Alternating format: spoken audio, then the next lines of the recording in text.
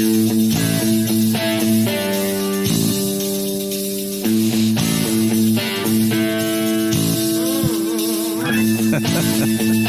sure I look good.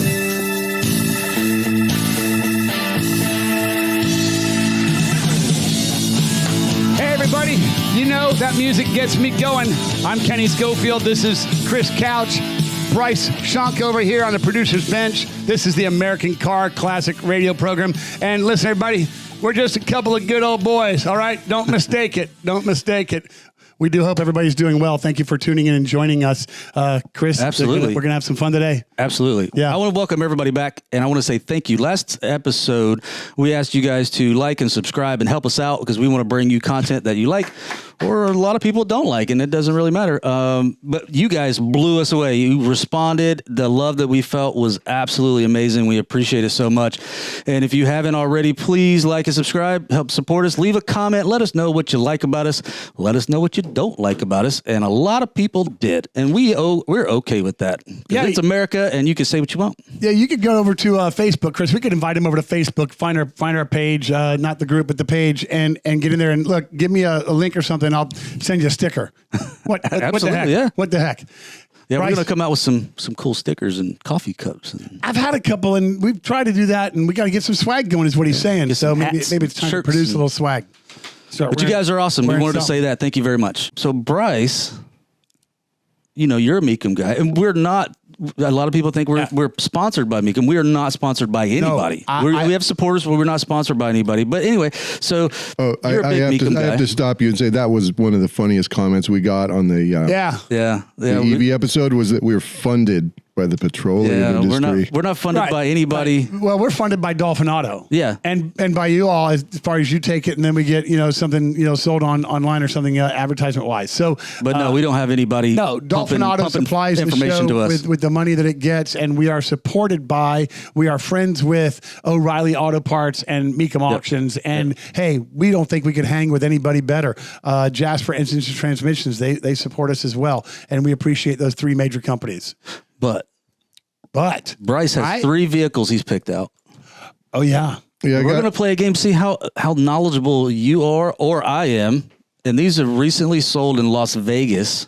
Classic cars. 2024? Of 2024, recently. Now, are they all classics? Do you know what they are? I don't know what they are. Okay.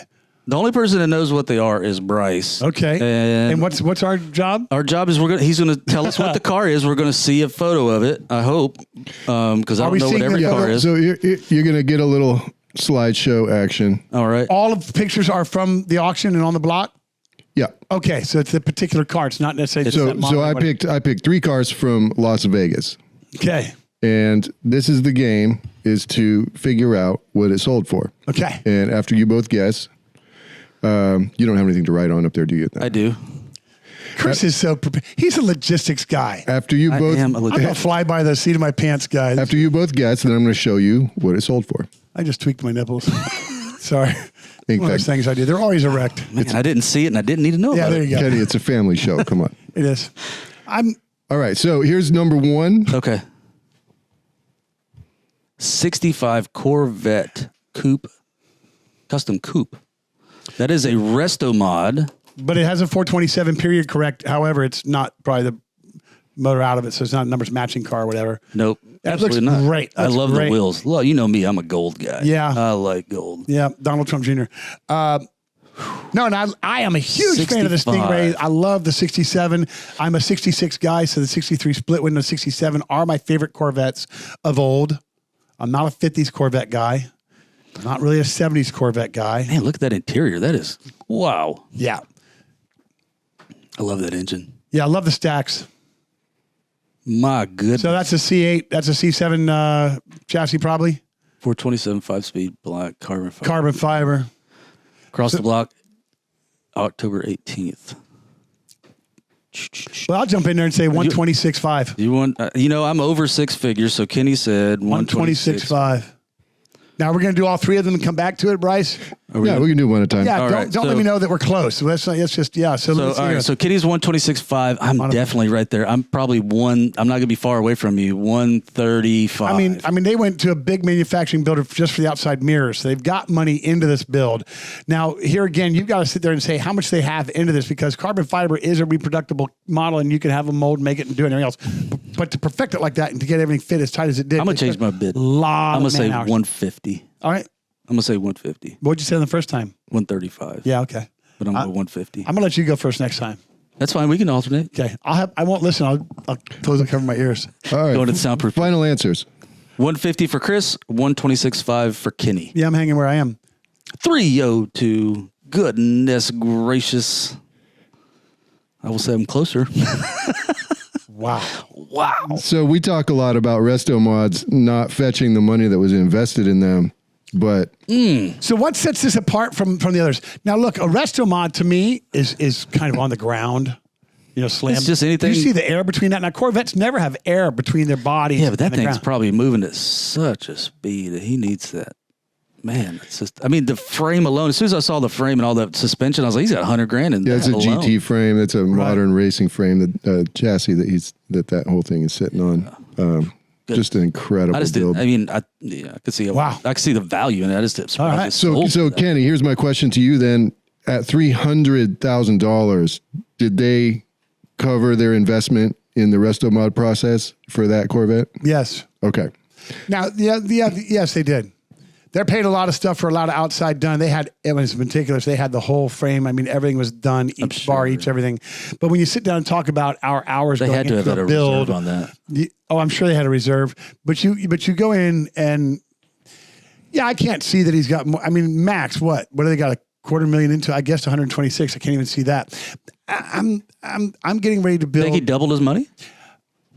That's where I'm at. Yeah, I think he did. For him. I think he did good on selling it. Good for him. Well, it looked great. To me, that was one of the best Corvette builds I've ever seen. Yeah. So, all right, what's number 2? All right, number 2. Here we go. All right, I'm gonna go first. So we had 37.5 window, another Resto-mod, 6,600 miles. People have been driving it like they drive it. Ford 5 window. I'm gonna say this is another 6-figure car. Yes, I'm not turned on by it, but it is. It looks to me. It reminds me of ZZ Top. I want to start singing. There you go. Wait till you see the engine bay. There's a little surprise. Don't tell me it's batteries.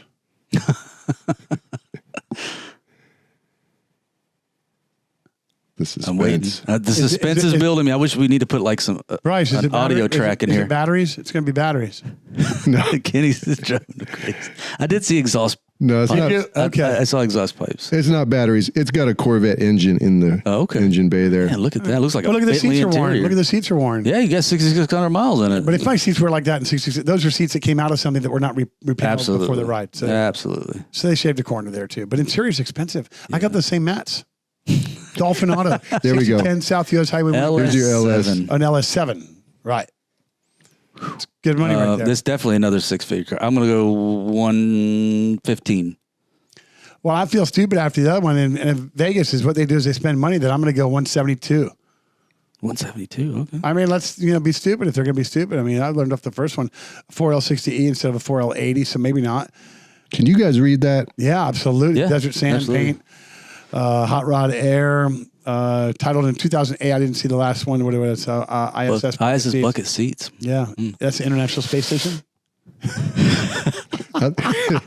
fell. They found them. That thing's cracking apart too. So you got them from Elon. It's going to slam on the flat. Elon. And Foose Wheels is going to slam on the flat Earth. 19-gallon aluminum fuel cell. Okay. Remote door poppers. Okay. What does sell for? What, you're supposed to guess? I did 115. I said 172. All right.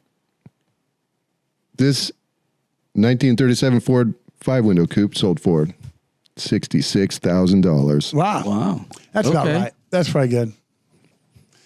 All right. Well, the third one, I'm just going to have to go off of my ass again because the first one just threw us for a loop. Yeah. I tried to catch up to myself and I walked 2 in a row. All right. Here we go. 92 Pontiac Firebird. See, these are becoming more but popular. It's a 3.1 V6. How many miles are on it? It only just went out 90,000 miles. Come on, Bryce. Don't do this to me, man. Because two guys in the room either got really drunk and just had to out piss each other, or this is an $18,000 car.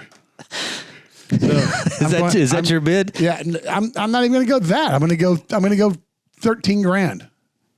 So if you were at Mecum, that's the most you would pay for that. 13 grand. 13 grand. It's 90,000 mile, 3.1 liter Camaro, dude. Firebird, who cares? Firebird. It's a 90. It doesn't mean anything. Doesn't mean what. It looks pretty cool. It does. It's a nice looking car. That's great. 13 grand out of your pocket to drive that, Bryce. 13 grand out of your pocket. I'm going to keep quiet till you see what this actually sold for. Honestly, I think it sold for more than 13 because the popularity on these are just getting higher. Well, we got the 88 out there with 400 horsepower, brand new everything. Let's go. Yeah, and the fact that people will drive an EV over this is just makes pretty me think clean. this is more. Yeah, great. They got Gorilla Snot all over it and everything. It's great. Shine that sucker right up for a used car lot, man. I'm telling you, there are used car lots out on Aurora Road that are selling that car right there. But here in Florida, the T-tops are going to leak. I'll tell you. Oh goodness. Gold alloy wheels, but they're My back hurts. You can't keep making me laugh. I'm sorry. All right. What's your call? All right. Kenny said 13. Yeah. I'm going to go 22. I'd go 12.9 just to. All right. Yeah.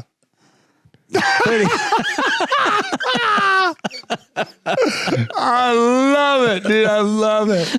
I'm telling you. Remember when I was asking Kramen about like under the radar stuff that people don't know as it slips through the blocks? Absolutely. Is this car a good buy at $3,800? Yeah, absolutely. Absolutely.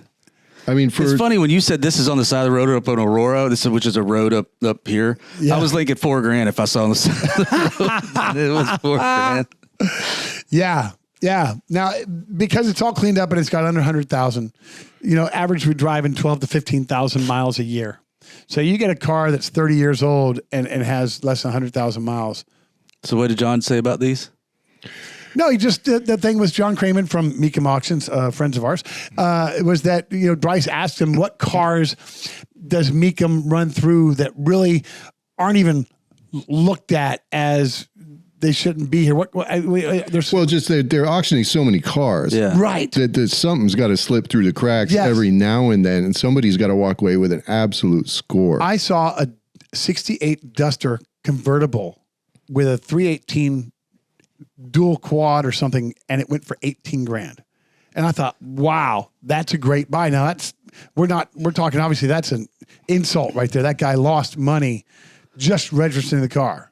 Oh yeah. And seller fees. Yeah. I mean, bringing it there, whatever. He lost money. Just somebody needed to let it go. They went in no reserve. Now look, so in Mecum, dealers will come in and they want people to see their name. They want them to know. So all the signs, everything else they're looking at, and they'll bring 10, 15, 20 cars, but weird stuff like that, or a Mercedes or something else. They'll bring motorhomes. They'll bring, their ex-wives, whatever that they got awarded that they motorcycles. They have lamps. They have tables, hoods. I mean, all kinds of stuff. But they'll bring these cars that aren't anything class. They're not cool. They're not a low miles. They're not a rare item. They're not a fast something. They're just a car. And they'll bring them through, and John and the guys, they'll sit there and they'll talk about them, and they'll sell them with all their selling points that they are. And I know that John sometimes says, this car started out as a $66,000 car and hammer 10 grand. So it's hard to watch sometimes, and this is one of the biggest. I'm a gambler. I love to gamble. I'll take bets. I'll swing at any ball that you throw. You love this. I do. Let's gamble. But what's the future classic? Oh, Chris. What if we had? That's a new episode. Right into that. That's going to be a future episode right there. Oh, we gotta do our homework for that. Well, no. Well, just off the top of your head right now, if you were to think something, not like in the 90s, but in the 2000s, the current day, what do you think would be a future? Now, I'm not going to go Corvette. I'm not going to talk about the those are always going to be stuff and all the Demon and all that stuff, because we already know all that's great. I love some of what the tuners are there, and Subaru is throwing out some all-wheel drive cool technology, and I think people, if they'll buy some of this, they'll put them away. I think that they're going to be wanted down the road. You know, I wonder, because EVs and hybrids are everywhere now. Yeah. Batteries are going to go bad. Yeah. There's always going to be people that want, ICE engines, internal combustion engines, right? Wait a minute. I see where you're going. Are they going to take batteries out and put Internal V8s? combustion engine into a Tesla? Yeah. I've seen it on YouTube. Yeah, We've seen it on YouTube, yeah. but as more of a gag. But going forward, if you see this, because there are going to be old Teslas here soon. I mean, there's already some old Teslas, right? And it doesn't have to be just Tesla. It could be, any EV. Do you think there's crazy people out there just going to stick a gas engine in it? Pull up in a Tesla rolling coal as you drive by the... that'd be hilarious. Right. Tiana and I talked to a guy and his son who were up in Chattanooga at the Motor Car Festival 2 years ago. And this guy pulled up in a very cool old Tesla. It was a 2-door sport model. Hadn't seen one. He said, yeah, they're very rarely produced. They only had one motor. And the problem was that when that motor failed, they didn't have any more parts because it was made just for this car. And what was failing on them was the motor. So that car became junk. And light bulb, I bet I looked like Wile E. Coyote chasing the rabbit, man. It went off so big because I'm like, you're not just let this car just sit there in the backyard. You can put an ice in there, right? I mean, you got to, and it was just great talking to him about it. But he was a diehard. He believed in this car and maybe getting parts and seeing what they could do to remake. But they were already out of the parts for it. They weren't doing it. This is a couple years ago now, where we were just talking earlier, Chris, about Tesla. You don't just have to take the dealership. I do know that AutoZone sells brake pads for Teslas. I don't know what else anybody does sell. Yep, I know Tesla's kind of opened the books there a little bit for other shops to start working on them. So how about this for a new classic? Is an electric car going to be a classic car later? Are people going to take the batteries out and just tend them on ice in a fireproof room? I think, honestly... And let the car sit there for 20 years and it'll become something because... I don't know about that. But I do believe that there will be factions of electric cars that will become classics. And I've said it before, and I'll say it again. The Cybertruck, as divisive as that thing is, I think it's a future DeLorean. If I had the money just to hang out and just as a fourth car, I would buy a Cybertruck, even though, I think they're a waste of money at the moment, $100,000, and they don't even have cruise control, which is insane. Well, we did learn that there are some resale books out there online that help you navigate towards a used EV that is affordable, under $10,000. Yep. But you still got to buy that big, expensive lithium battery. Yeah, here's the other thing, there's future battery technology that's going to come out, right? Yeah. They're going to have the solid state batteries. I think Toyota's already working on solid state batteries, which are far better, far safer. You don't have to worry about, fires with water intrusion and saltwater corrosion and all that stuff. Even people say they're sealed. Yeah, they're sealed. But I mean, you don't know how long those seals last, especially if it's 10 years old. You're going to trust that seal? I don't trust 10-year-old seals on anything. Yeah, we're going to get a picture to drop in this video later, but I've got a picture of a jump box that I own 2 of, and Chuck, the shop, owns one, and it's a lithium battery, and it's catching on fire. And we leave them plugged in overnight in our shop on our toolbox. Now, everything's metal, concrete, whatever, but there's cars, there's fumes, there's stuff. I imagine somehow we could get a fire going, but it makes you think a lot. Yeah. Only charge them during the day when you can watch them. Yeah. I mean, I don't know. Even then, but... yes, I do believe, back on topic, I think there will be certain EVs in the future that'll be classics. I don't think you'll see Model 3s and stuff like that are classics. I don't think Rivians will be a classic. But, I could be wrong. I mean, who thought a C10 back in the 80s would have been a classic truck either? And now look at them. So yeah, I think the new Mustang GT3 is going to be an all-time classic. It's a big horsepower car. $300,000 version of the new Mustang. Yeah. It's basically the same as their on-track racing version of the Mustang, but it's street legal. And they won't even sell it to you if they think they're just going to put it into a warehouse and polish it. How do they know that? Agree. Yeah, I'll agree with that. Now, whatever. You can't tell me it's my money. I'll do what I want to with it. Yeah, well, they're not going to sell it to you unless they think you're going to actually drive it. Yeah, I'm gonna go race it, and then I'm gonna go put it in my garage. And what do they look and see what's in your garage? So they're not going to sell one to Reggie Jackson. They're not going to sell. Depends on what he's going to do with it. Yeah. He ain't going to drive it because he puts all of his cars away. I don't know. Speaking of EV, remember we were talking about this earlier. An REV. Speaking of, did I say REV? I did say no, I almost said it again. I said REV. Right. So EVs, Ram pickup. Yeah, they have an extended range EV. Now, is it out or is it 2025? 2025. Okay. And It's an EV according to them, but it has a V6 gas engine in it. You've heard of this, Bryce? No. Okay. I think we got some pictures of it. I think we got some pictures of it. Look, and I just talked to you the other day about your Ram, but in a different package. There it is. What was that package that called it? The Rebel. The Rebel. Yeah. That's a good truck. That's the new 2025 that they're talking about is the extended range. And you'll see, I don't know, it doesn't come out on this picture very well, but in the front you see where you would charge it.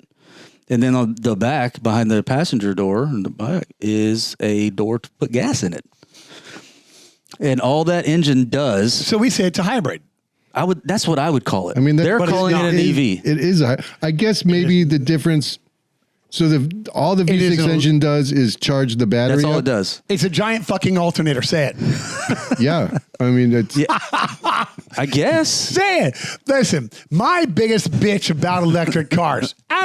Well, other than that, we're digging the earth up for lithium, and they just don't go very long distance. They really don't. This one is supposed to go almost 700 miles, 600 and something miles it goes. That's a long time, even on a pickup. I'm not an engineer. You work with engineers? Yeah. Yeah. Pretty smart. I'm not that My dad smart. was a mechanical engineer. My daughter's in college to become a mechanical engineer. Go, Ashley. Love you. So why can we not have a generator based on an axle that spins off of wheels that gives centrifugal force? That was the word I was thinking about earlier. That would recharge a battery while driving. Now, I know some Teslas charge when you're off the gas, coasting down a hill. Yep. They charge back. Yep. Listen, Well, my Camry hybrid does that too. I'm not an engineer, but I'm telling you, they can charge a electric car going down the road with a generator or alternator type device. Man, I can't wait to hear these comments. It's not about comments. It's about listen. Somebody's going to tell us why, though. We could be And that's far why I left, want to far read it. right. We could be 'Cause black or we're white. Just, It doesn't we're just some matter. good old boys in Florida, man. I don't know. And all my cars why have you engines, can't and do I that. put gas in at the pump and everything else. But in Florida, our gas is $2.64 a gallon at BJ's. Anyway, Is it? It is. Wow, nice. Damn Skippy. But for me, it is just cars now are expensive. Yeah. 20 some years ago, I bought a house, a 3-bedroom, 2-bath over in Largo, Florida for $76,000. And now a pickup truck is $90,000. Yeah, you're old. Somebody's got to kiss my ass. That's BS, man. I can't do it. So you can talk about- design something with an electric motor that's got a rechargeability to it. Then I'm going to get on board just a little bit more. Guess how much that Ram? We'll do the pricing game again. Oh, you'll kill me. Look, it's a truck, and trucks are very whatever. And They're now very you've got- expensive. So is this a $75,000 truck? It's an $80,000 average, Depending on the package. depending on the package. It'll go over six figures depending on the package. Here's the thing about those range estimates is that, the real world is not flat, especially if you're off road. Now, I could call somebody that would argue the hell out of you. Anyway, go ahead. And that's why I just don't like the idea. I mean, hybrid propulsion, a hybrid engine, that's fine. Yeah. Yeah. Pretty much you're not completely relying on the electrical system. I see this truck as a hybrid personally. Look, the gas engine's there. It takes you off. It does its thing and everything else. And you get into cruise mode. It's like the dropping cylinders and everything else that happens. And I understand technology, and we're sitting getting there. And 10 years ago, 20 years ago, we used to talk about, Bryce, that you buy a new computer and as soon as you get it home, it's outdated. Well, this is where we are now with technology. Things are going so fast, and engineers are trying to keep their jobs by one-upping the last year's model or what else, just like in everything old school that they do. Yeah. Refrigerators and everything else. But there's a point of sensibility to it. And if you're going to sell, I've got an extended range electric vehicle with a gas engine in the back of it. You don't have an electric vehicle. Now, because it's not hooked up to any drive line or anything else, it is an electric vehicle with a gas engine assist, just like the windmills that are powered off of diesel generators that take oil. Hey, right? I think we have that diagram of how this thing is supposed to be played out. You need to cut me out of this. Do we have? That's why I surprised you with this stuff. See, there it is. So the engine goes to a generator. That generator charges the battery pack. Oh shit! That's it. I just don't get why you wouldn't make the power from that V6 available Because you get you get more oomph. How about it's as well? What if it's I don't know. What if it's in the back and you just have transfer case straight down to where it gives rear wheel drive only, or to where you've got the electric motor can be front wheel drive only, and now you've got a 4-wheel, all wheel, something you can get out of, do what it needs to do, but one can assist the other through the program of running and driving. I don't know, but then you're a hybrid, but you still get that extended range because that's what hybrids do. They give the extended range. They do. That's the thing. I'm sold on. You're so absolutely. I'm sold on putting the two together, where I get the electric torque and the internal combustion torque at the same time. I think really the biggest thing with the guys that are like, just hardcore EV Tesla bros is they just have been convinced that using fossil fuels is the devil. Yeah. And they don't want any kind of fossil fuel. I think there's anything. other reasons. I mean, I think that's one reason. There's one. Yeah. But, and we're not journalists, man. We're just a couple of good old boys hanging out doing our thing. This is talking about Car cars. Classics Radio. And we don't just stick to talking about classic cars. We talk about the world of cars. Yeah, with new cars. Look at this. I mean, Chris, you used to be a mechanic. And I was an aircraft mechanic for over 20 years, yes. And you've got a classic car, and you've got a new car, and you've got a modern truck. And I got a motorcycle. And a motorcycle. Yeah. Yeah. My kids got bicycles. So we got all kinds of wheels in the house. Do we want to look at a couple comments from the previous episode? Sure, man. Let's talk about it. Thousands. And Chris, you put this up, so you described the episode and what the intentions of this episode was. This is our. Everybody's calling the EV show, but we're in Florida. There's hurricanes. Hurricanes bring lots of water. Yeah. Salt water. Yeah, and salt water and EVs don't mix. And we talked about it. It was on a podcast. It wasn't a show dedicated to that. It was just a part of the segment. Nobody was out to piss anybody off. We wanted to bring information. It was more of a news story. Yeah. I mean, here's the thing, right? Yeah, battery packs are sealed. Yes, we understand they're sealed, but seals go bad, and you don't know when. And there was even one of the links in the articles that we talked about is in the description of that previous video. Go check it out if you want. It's on our channel. We might even link it down here or up there. I don't know. But there's even fire chiefs that said that once the water gets in there, they don't automatically catch on fire immediately. They become like a time bomb. Right. Tow truck drivers, and this is on ABC News, so this isn't us just finding this. You can Google it. Tow truck drivers, when they tow these things, they put them in the lot more than 50 feet away from anything else that could catch on fire because they don't know if it's eventually going to just combust because they don't know if there has been water intrusion into the battery packs. That's crazy. That's kind of the issue. It's for insurance purposes. It's a lot of the unknowns. Yeah, I know they don't have as many fires as internal combustion. But here's the thing. Internal combustion engines, I don't really know I've ever seen them just light on fire. Oh, yeah. Oil leaks will get an exhaust manifold and puff up there on some insulation, and all of a sudden you got a fire. In the middle of the night when you're sleeping? Oh, no. Oh, no. Oh, well, Ford had a recall a long time ago on the Taurus, 10 years, 15 years ago, where the ignition switch would just catch on fire and burn there. Yeah, absolutely. Yeah. And some have had it, man. I mean, there's recalls and all this stuff. But no, not from sitting charging. And the big thing was that car that we did show was in a hurricane on the beaches of Florida and not in the ocean, but it was in a garage. And the house did burn because of it, but the people had evacuated and with their gas-powered cars that go a lot farther. And they didn't have to worry about running out of, time to charge it somewhere down the road. Like I said, I'm not trying to bash EVs. I think there's a place for them. I think there's a place for them. There is a place for them. And the biggest issue that a lot of people that are very anti-EV is the fact that what makes it so divisive is if they're forcing it down people's throats. Like, you have to buy an electric car. You can't have your gas guzzler. We won't allow. You can keep an old one. That's what we've heard. Yeah, I mean, you can have an old one, but going forward, they won't manufacture them anymore. I know somebody's going to Google that and said, "Oh yeah, they'll manufacture them until they're 2030." I understand it, but it's the whole being forced to do something that you have no interest in. That's the problem that a lot of people have. Right. And on top of that, the infrastructure isn't there. And I know people say, oh, the infrastructure's there. There's electricity everywhere.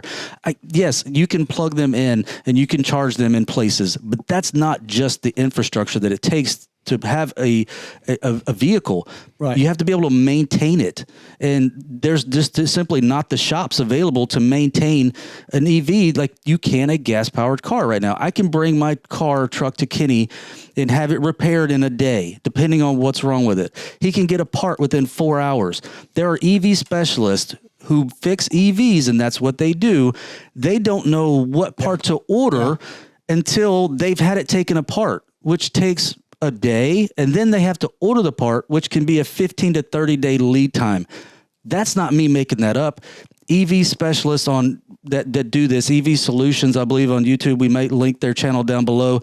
They fix EVs. That's what they do, and that's what they've said. And then on top of that, just to put them on a lift and to jack them, if you jack them in the wrong spot, now you damage the battery. There's another hazard. Okay, and now if you damage that $25,000 battery at Dolphin Auto, guess what Dolphin Auto gets to buy? A $25,000 battery. And I mean, that's the infrastructure. Yeah. You know, that's just a small part of maintaining it. So we will go into saying we've talked a lot about hybrids and that we like hybrids. I do. But you sent me a link on a story, Chris, about a hybrid that right here in Brevard County that caught on fire Yesterday. And they had to put it out. Yep. But it caught on fire. Do we know why? I don't know why. I think we got some pictures of it because we still have the gas engine in there, and it could have had an oil leak. It could have broken an oil line. DeLoreans were famous for having a fuel line melt right above the top of their engine, and it would shoot on the engine hot, and it would catch them on fire. It's just they said they called it. There it is. They called it a hybrid electric. So I don't know, and that was the news calling it that. So I don't know if it was a plug-in hybrid. So I don't know what kind of battery pack it had. It obviously burned to the ground. It looked like it started in the front. To me, it looked like it started in the front, and that is where the gas engine is. Yeah. Okay. So I have no idea what started this. Man, roach. But it was parked in the parking lot and just lit on fire. Oh, really? Yeah. Okay. Yeah. And there was damage to the building to it. Well, it wasn't a gas engine because it's just that. It wasn't hot. It wasn't running. It wasn't sending fuel through. It wasn't whatever. So something happened. Yeah, I'm not really sure. Could have been water intrusion from a week ago. Yeah, 2 weeks ago. Anything's possible. That's all conjecture. We don't know. We're not saying that is what it was. Just some old boys from Florida that saw something on the news. Yeah. Let's pull up one of these and let's see if we can see this on screen. Okay. Oh, that's too small. Hang on. It's so easy these days to. So what YouTube channels are legit? I think you're supposed to say, see what YouTube channel. If you're going to roast us. It's so easy these days. I mean, come on. All right. I got to report about these so that I can actually. Come on, Uncle Richard. It's so easy these days to see what YouTube channels are legit and which ones are whores taking money from oil conglomerates. Wow. This is the most defining. This one is definitely the latter. The latter. Okay. So he's the one that thinks that we're getting paid from ExxonMobil. Are you getting oil or money from oil companies? Shit. Moving right along. Man, I'm missing out. I had nothing to say because I said this was a question that came up often, but many people. Would an EV driving on a snow-covered roads that have been treated with salt, like they do in a lot of parts of the country, is there a risk of the battery catching fire in a situation like that? That's a good question. So I see a lot of cars that have rust in certain areas that were mountain cars up in Colorado as opposed to road cars in Colorado, because in Denver area they do not use salt on the roads, but in the mountains they do. Okay. Because you can't get their device, whatever they're doing with the trucks, up into the mountains, so there's still salt scattering. So salt certainly permeates the metal and makes a big problem. We know that from the beaches of Florida. We know that from all the roads. You got the Rust Belt, Ohio area, Michigan, all that. So to me, if there's a void in the sealed battery case, then yes, moisture is going to protrude. If moisture protrudes and that moisture is based with salt, then yes, it's going to get in there. And that causes some of the alkalinity and then does what its thing. Now, apparently these batteries don't need all that. They are failing. There are fires, just like with lithium products across the world. It is happening. Well, yeah, you got cell phones. You got cell phone. You got e-bike batteries exploding in the dude's hand in the elevator. We've seen all kinds of weird stuff. And I wonder about these cars coming out of China. Are they Daihatsus? Are they really coming out cheaper? Are they made better? I remember Hyundai and Kia, when they came out, they were cheap, bro. Cheap. Technology was not good. I was Daihatsu brand, and Daihatsu used to make TVs, but they also made trucks, and that's why I talk about them. My dad had one. All right, we got another one here. Okay. Yeah. This is my favorite comment. My brother and I had electric vehicles decades ago. They had excellent acceleration. They were inexpensive to operate, and most of all, they were fun.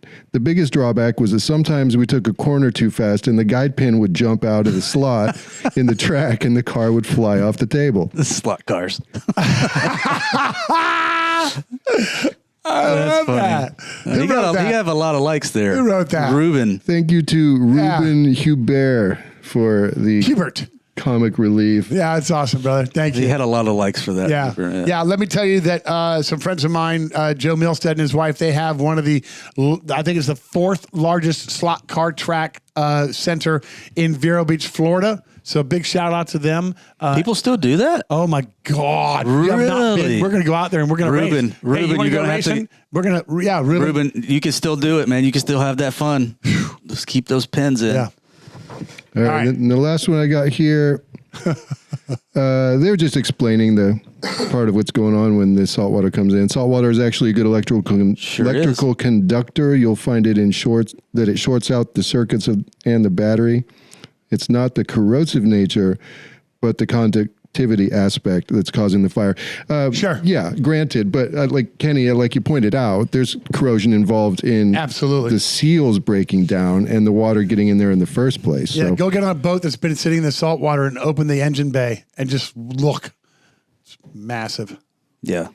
So I just want to thank everybody for just the incredible amount of comments and participation in that last post. It was not the last one at this point, but no, we've had a few. So go check out the other ones too. Yeah. Yeah, we got a lot of stuff. It'll be interesting to see if people make it around and comment on some of the other things we've been putting out for, 2 years at this point? Yeah. So, but pretty cool. Yeah, like Bryce said, I echo that sentiment. Thank you guys for the comments, even the negative comments. You know, honestly, I don't shy away from them. I like negative comments because it just makes me that much better and smarter. So yeah, if we say something wrong, let me know. Yeah, this show started out more than 11 years ago on just radio out of Vero Beach, Florida. And I was asked to join the team and came on about, I don't know, man, 7 or 8 years ago anyway. And then I got the show turned over to me, and then COVID hit and we lost our spot at the substation there. And we went internet based and podcast. And that's why I've kept the name radio in it, but it has been so much fun over the years. And we've changed how we've done it in each place that we've gone, from radio and the setup that we've had there to me taking it over, changing it just a bit, going in, taking it to podcast, to the House of Byron, where we had an old studio, and then to here at our studio here behind Dolphinato, which now we own and control, and can come in and do anytime we want, 24 hours a day, 7 days a week. And we really enjoyed the freedom that we've got. Bryce, we thank you so much for giving us all that we get, to put out there. And Chris, you're such a huge help with all the content. But we aren't journalists. And we're going to say this. We've got day jobs. We work our asses off for a living.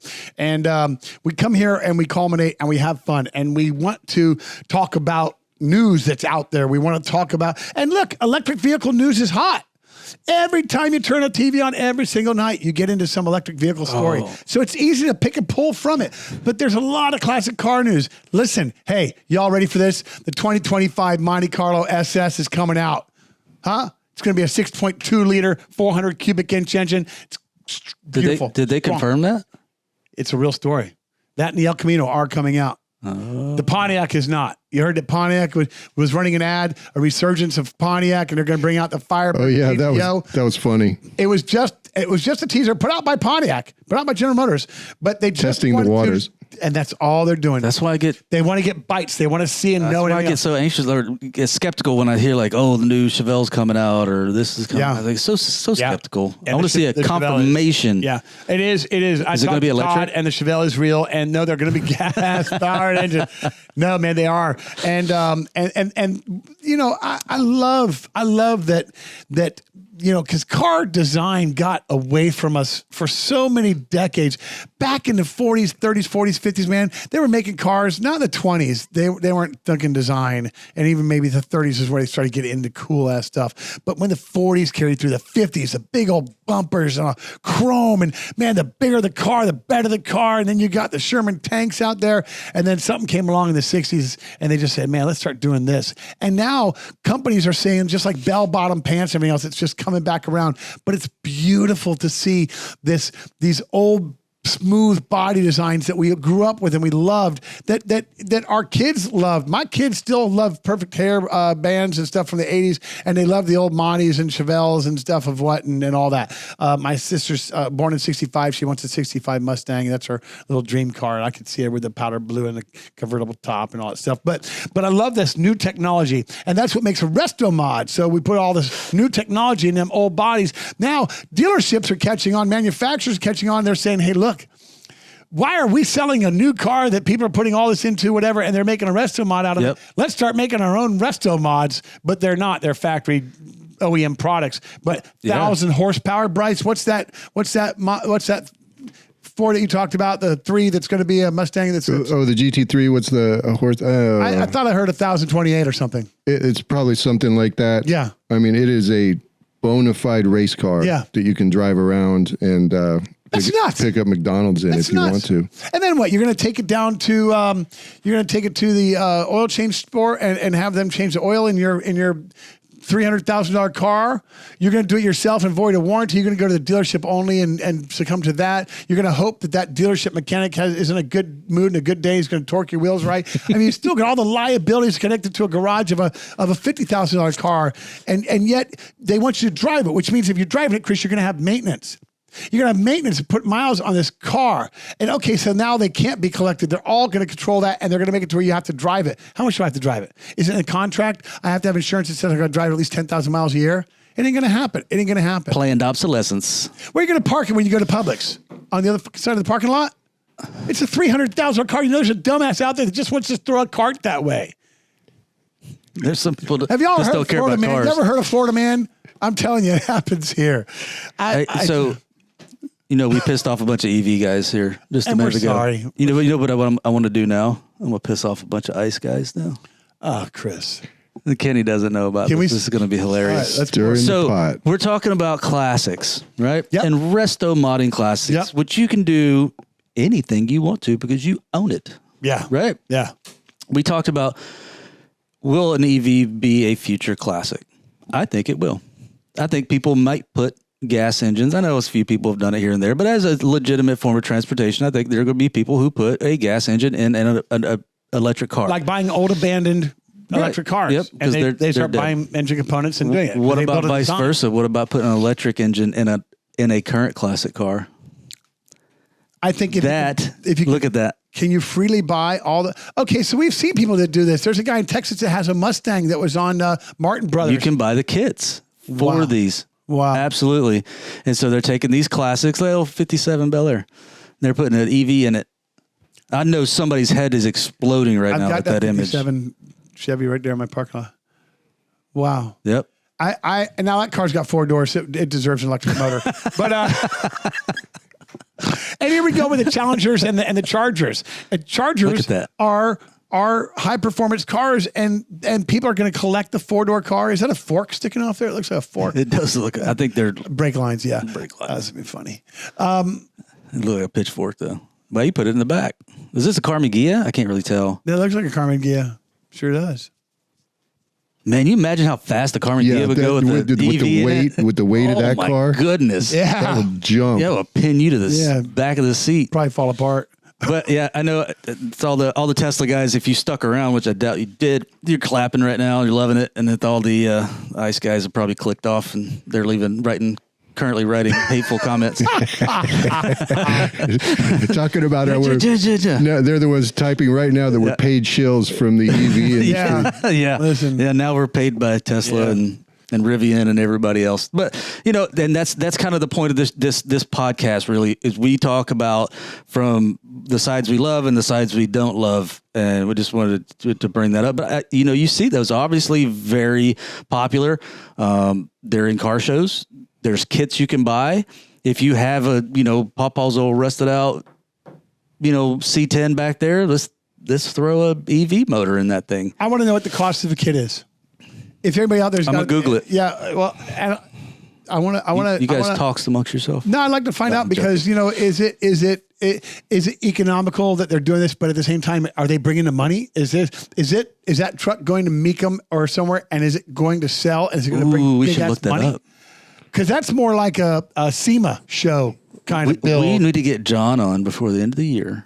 John Kramer, Mecum is. I bet he knows Kramer. Sorry. Yep. I bet he knows if how many of some. And if he doesn't, then Matt Avery does maybe. Yeah. We'll be talking to them in December. I think Matt Avery's on that beat. Yeah, well, we certainly can throw that hook out there and see what goes on with it. But I'm just because if they paid us and we didn't know that, they would fire us right now. Look, So I would like to get into find out if we can get a hold of somebody that built one of these and talk to them about the process. Well, and what is their intention with it? Is this something they're going to keep and enjoy? They did just for them, or are they producing this and there's a sale price? And what are they doing? Because that certainly isn't an affordable car, and you've just taken a truck that can go many hundreds of miles and then gas back up in 6 seconds and then go down the road again in many hundred miles to having to change and all this stuff and do. And where does he buy the batteries, and are they as efficient? Now, battery technology is taking off, and they are making better batteries that I think you said the solid state batteries. Solid state batteries are legit. Right now, they're very, very expensive. Yeah. I know because, in Florida, we have hurricanes and we lose power. And I have solar solar generators, which are essentially just big, giant battery backups. And the ones I have are solid state because they're just safer and they last longer and all that good stuff. But yeah, they're far better than the lithium, a lot safer than the lithium. You don't have to worry about the combustion and all that stuff. But like I said, right now they're very cost prohibitive, especially in an automotive thing. On Google, real quick, you can buy an EV engine for $5,000. That does not include everything else. That's just the motor itself. Wow. So because I'm sure you're going to need $5,000, you're going to get a 350 horsepower crate engine, right? Crate engine. Oh yeah, absolutely. Yeah. Yep. So wow, that's cheap. Yeah. Okay. Very cheap. Yeah. Anybody could, if you're going to do engine swaps, I think it's pretty comparable. But you do got to buy the batteries, and I don't know how much batteries for cars cost. Then I'm sure you got to buy wires and special capacitors there's a lot and all this kind of stuff. It's a lot different. And then you got to know how to work with it. Yeah, that's because you're talking about a high voltage electric shock. Well, they have a 48 volt system instead of a 12 volt. They call it a mid volt system. So it's 48 volts. So you can really, if you mispin that, you're going to have some issues. Yeah. Well, I had an old boss, Carl Addy, God rest his soul. He was old school. He had a Mustang in the shop, and his knee was right at the edge of the fender, and he was taking a test flight. He was stabbing the top of the cap wires, just trying to find out which one was missing. And when he did, it grounded and went through the MSD system, and it came out through the fender into his knee. Ooh. It dropped him like a monkey falling out of a tree. Man, it was crazy. Goodness gracious. Oh, dude. So I've had my fair share of. Electrical shock? Yeah, well, fire. Yeah. You guys can't see it on camera, but I'm a burn survivor from electrical explosion. And I was just wondering, this tattoo, I bet that came after that, and that was for that? It did, yeah. So this tattoo is because this used to be very purple and multicolored, and everybody was staring at me, so I just decided to get this to have them look at something else. Many years ago. Yeah, but... So, Chris, you had one more thing that... we set up for the show, which is this Bel Air project, this limo. Oh, I forgot about the Bel Air thing. I did. You want to pull that up? Absolutely, pull it up. So Chris gets on this thing. Man, ever since Chris came on board, and man, I'll tell you, I love having him here to talk to because it's fun. We're both Virgos, and we don't know each other except that we got to know each other for a month or two before I said, "Man, I got this stupid question to ask you. You want to go talk about your truck, and maybe you'll fall in love." But we've become good friends, and we talk almost every day. But Chris sends me stuff off of Marketplace. Tiana is so love Marketplace. This week I bought 2 cars already, but I bought a 07 Suburban that was wrecked in the front that I've been working on at Dolphin Auto. They've been a customer of ours for 7 years. And this thing is loaded with new everything, nice everything, whatever. And I bought it for cheap. And then we're going to put the 52 panel van on it. The 52 panel van on it. So it's going to be dope. Real quick before we get to the Bel Air. So we now have memberships on the channel. Yeah.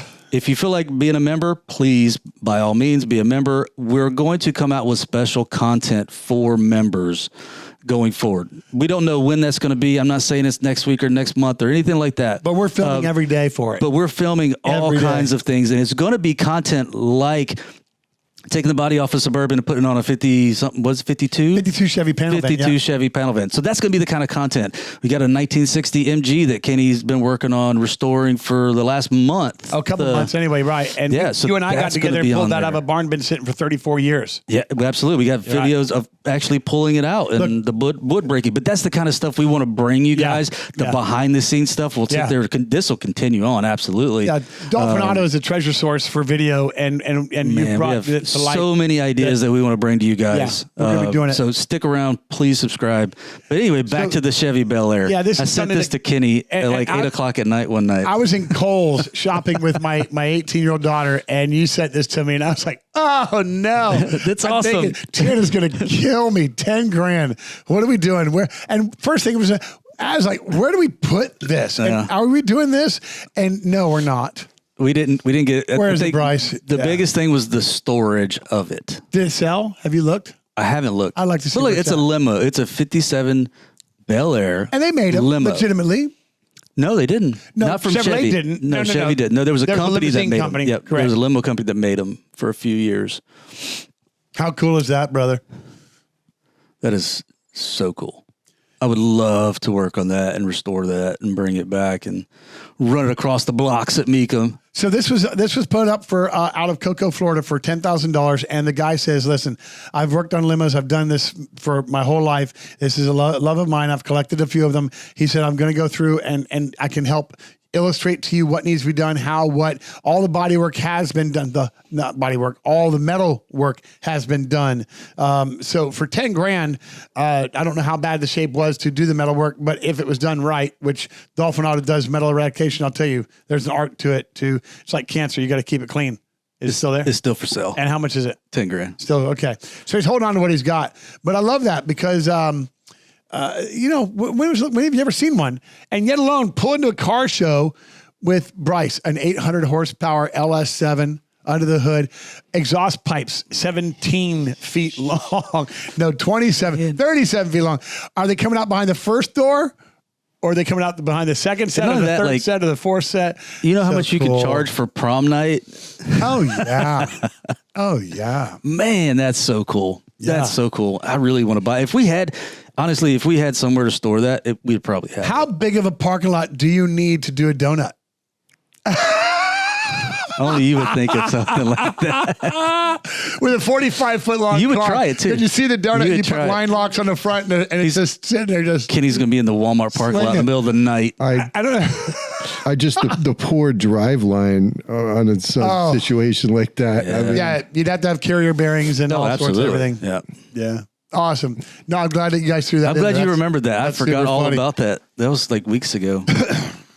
My mind scatters so much. Yeah. Yeah. Bryce, how you been doing, man? doing awesome. I just watched my team win the World Series. Yeah, the Los Angeles Dodgers. Yeah, finally, after how many years? Los Angeles Dodgers. Just a little bit north of Malibu. That's where I met. That's where I met Chip Foose. It was Malibu, California. Very cool for the first time. Yeah. My grandfather, Lowell Hopkins, watched them as a boy. We're still talking about And my mother was the one that actually taught me about baseball, Linda Mitchell. When's the last time they won the series? 1988. Okay, so it's been a while. So it's been a while. I was a kid. So this has been a long time coming. Go Dodgers. Yeah. How many Yankees World Series have the Yankees won? How many of the World Series has the Yankees won since 88? Since 80, I don't know. They have 27. Do we want to talk total. about Aaron Judge and the ball glove miss that happened that almost simultaneously started it all? Or was it Cole? I don't think Cole did bad, Bryce. I think that he was holding his own and doing it. And I think that error and then the one up to third base really just, man, it just. What I will say is the Yankees handed that game over to us in a situation where we had no business whatsoever winning that game. I was shocked. Yeah. Honestly. You talking about last night? I turned it on at the top. Yeah, I turned it on. I turned it off at the top of the fifth, and I just and within 7 minutes, I was bases were loaded or something. I found out. I've never seen anything like it. Honestly, it was the biggest deficit that a team has made up to win a World Series game in the history of baseball. And just the night before they got blown away 11-4. Look, I watch every championship of every sport. Ping pong Japan title on ESPN 8. I don't care. I love championship matches because it is the best of the best. All the pressure's on, and pressure is That's real. fair. Okay. Yeah. I'm gonna take some of that knowledge from you. Okay. And it's not going to be about sports because we're talking about cars. Well, on that note, should we go out? Yeah, let's get out of here. Yeah, absolutely. Thank you guys. Hope you enjoyed it. Come back next time. This is the American Car Classes radio program. If you liked it, tell us.